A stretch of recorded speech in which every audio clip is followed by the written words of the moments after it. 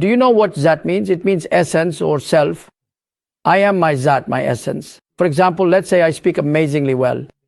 If you admire my way of speaking, that is my attribute of beautiful speech. My beautiful speech is an attribute, but I myself, I am the zat. If there is no zat, there can be no attributes. Without me, without thinking of me, you cannot think of my beautiful speech. You cannot think of my seeing, you cannot think of my hearing. First, my zat, myself, exists.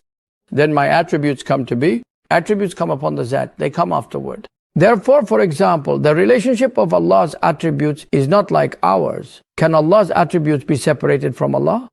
They cannot be separated.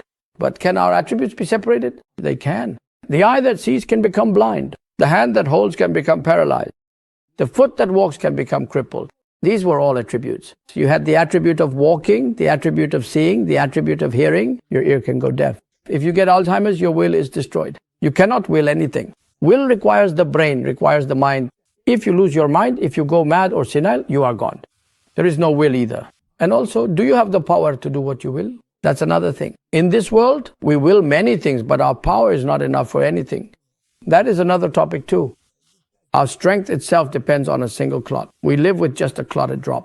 If a clot goes to the brain, that's it. Nothing left. If a clot hits the brain, even the strongest man can't say, take me off from where he lies, and can't even say that. Because if the mouth is paralyzed too, he can't say, come, take me off, I messed myself, or anything like that. Therefore, our attributes are entrusted to us from our zat, self. They can be taken away, and even our zat is entrusted. Can Allah's attributes ever be separated from Him? Allah Ta'ala has always been and will always be the owner of power, of divinity, of knowledge, of life, of hearing, of seeing, of speech, of creation. So, in terms of His attributes, therefore, is there any zat essence similar to the zat of Allah Ta'ala? No, then His attributes cannot be similar either.